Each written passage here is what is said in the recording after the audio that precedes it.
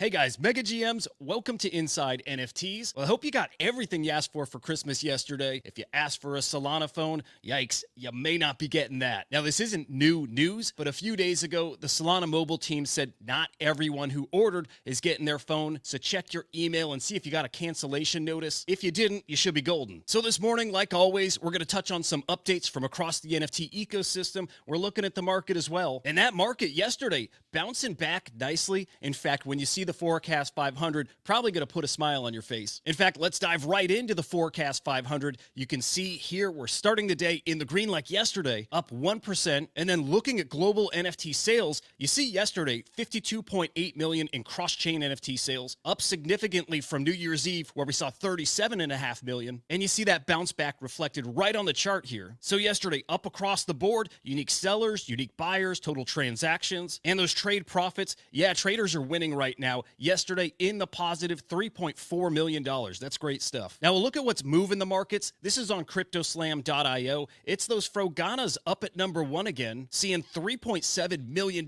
in secondary sales in the past 24 hours. You can see the next closest PFP collection, just 888,000. That's the Bored Ape Yacht Club. And then unsurprisingly, Bitcoin just dominating the top 10 with BRC20s, with the uncategorized ordinals collection. So then of course, Bitcoin is the #1 blockchain by sales volume in the past 24 hours. Over 26 million in sales. Solana at #2, both still ahead of Ethereum. And then you see those more familiar projects like DMarket, like CenturyNode, Mutant Ape Yacht Club. Well, they're all hovering around $500,000 in sales. And then you have the big boys like Mad Lads and the Pudgy Penguins. They're all closer to $250,000. So PFP's still definitely in that cool-off period, but that's exactly the sector I think is going to bounce back hard here. Now, something that really never bounces back, because it's always a solid performer, that's the CryptoPunks, and that was our top NFT sale yesterday. CryptoPunk number 7416, selling for 59.6 ETH. So guys, did you get a Solana phone? And if so, did you get it for that bonk airdrop? Regardless, I hope you get yours, because Solana Mobile came out and said they're not going to be able to fulfill all of these orders. Okay, now reading through their tweet, they had 20,000 devices available to sell. But what I'm not sure is, did they sell over 20,000 or did they not have the 20,000 that they said they had? And if your order was canceled, well, they've already sent out those notifications via email. If you've not been following along, definitely check your email and make sure you're still getting yours. Now, staying on Solana, you can't deny it's been cooking over there. The only thing I felt was missing over on Solana, and this is probably just my inexperience there, but it's art. But with that ecosystem doing so well, a lot of us have been expecting an art boom over there. So this comment from Kevin Abosh here really got me perked up. Guy is one of the top generative artists out there, and he's been putting out phenomenal generative art for years and years now. And until now, that's been on Tezos and that's been on Ethereum. But now Kevin's saying he's considering Solana for his new collection of synthetic photographs. Yeah, Kevin's been playing a lot with AI recently, sharing some really cool outputs he's gotten. So will Kevin end up minting on Solana? And if so, will it be on Metaplex here? Kevin minting on Solana could open the floodgates there. He's that significant. Okay, now let's finish today with an NFT LDR. We're going to blow through the rest of our quick stories here. And we're starting with Artifact, who had a fantastic 2023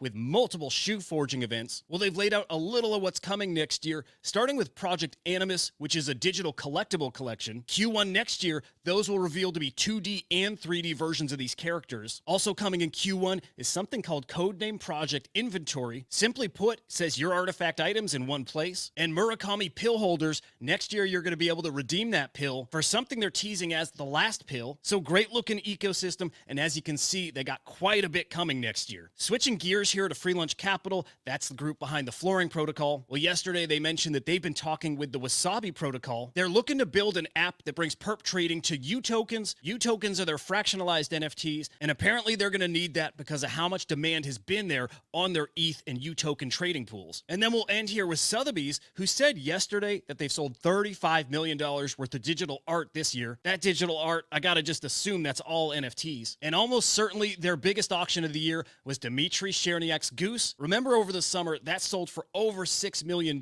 So that is a milestone moment for NFTs this year, something down the road that we're gonna look back and appreciate for the significant moment that it is. All right, guys, I hope your Tuesday's fantastic here. Remember to go to CryptoSlam.io, of course, to keep up with everything happening in NFTs, but make sure to sign up for my newsletter, which is dropping later this afternoon. And tomorrow, I'll be back with another NFT market update where we'll touch on all the latest happenings. Remember, if it's happening in NFTs, I'm bringing you inside. Until the next time, I'll see you.